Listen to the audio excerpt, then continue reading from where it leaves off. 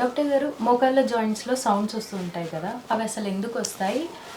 దానివల్ల ఏదైనా డేంజర్ అంటారా? మంచి క్వశ్చన్ అండి. బట్ ఫార్చునేట్లీ నీ సౌండ్స్ అన్నది నెగ్లిజిబుల్ సౌండ్స్ అండి. ఫస్ట్ అండ్ ఫార్మోస్ట్ ఆ నీ సౌండ్స్ గురించి కంగారు పడాల్సిన అవసరం లేదు. కామన్గా చాలామందికి నీ సౌండ్స్ వస్తూ ఉంటాయి, కంగారుతోటి మా దగ్గర వస్తుంటారు. ఇన్ డీటెయిల్గా ఆ నీ సౌండ్స్తో పాటు పెయిన్, స్వెల్లింగ్, టెండర్నెస్ ఉంటే తప్ప మీరు మా దగ్గరికి రావాల్సిన అవసరం లేదు. నీ సౌండ్స్ అనేది కామన్గా ఒక ఎయిర్ బబుల్ సౌండ్స్. మనం మోకాల్లో ఒక సిస్టమ్, ఒక ఇంజన్లో ఎలాగైతే ఆయిల్ ఉంటుందో మోకాల్లో కూడా ఒక లూబ్రికేటింగ్ ఆయిల్ అంటూ ఉంటుంది. దానిలో ఎయిర్ బబుల్స్ వస్తూ ఉంటాయి. అన్ఫార్చునేట్లీ అవి ఎయిర్ బబుల్స్ పక్కనున్న టిష్యూకు తగిలినప్పుడు అవి పాపీ సౌండ్స్ అనేది ఇస్తూ ఉంటాయి.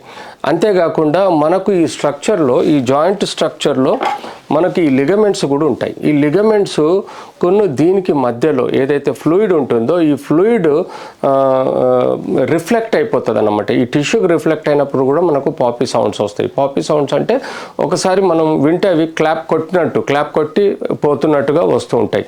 అంతేకాకుండా ఈ స్ట్రక్చర్స్ ఎక్కడైతే లిగమెంట్స్ డ్యామేజ్ ఉంటే అదొక డిఫరెంట్గా పెయిన్ వస్తుంది. కానీ యూజువల్గా పెయిన్లెస్ పాపీ సౌండ్స్ని మనం ఎట్టి పరిస్థితుల్లో పరిగణలోకి తీసుకోవద్దు.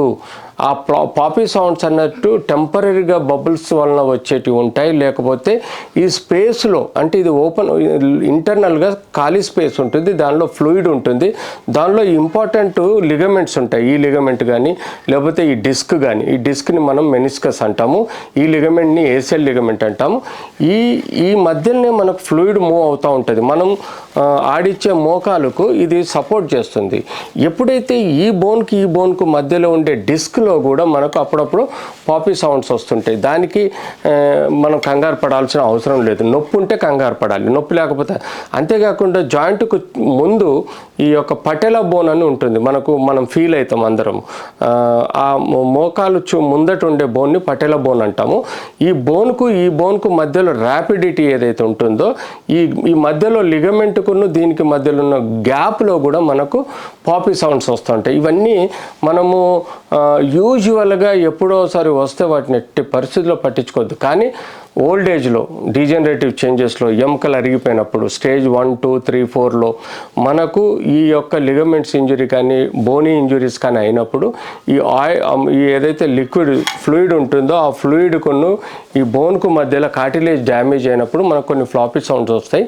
సో పెయిన్, స్వెల్లింగ్, టెండర్నెస్ ఈ మూడుతో పాటు మనకు పాపీ సౌండ్స్ వచ్చినప్పుడు దాన్ని ప్రాపర్గా ఇన్వెస్టిగేట్ చేయాలి.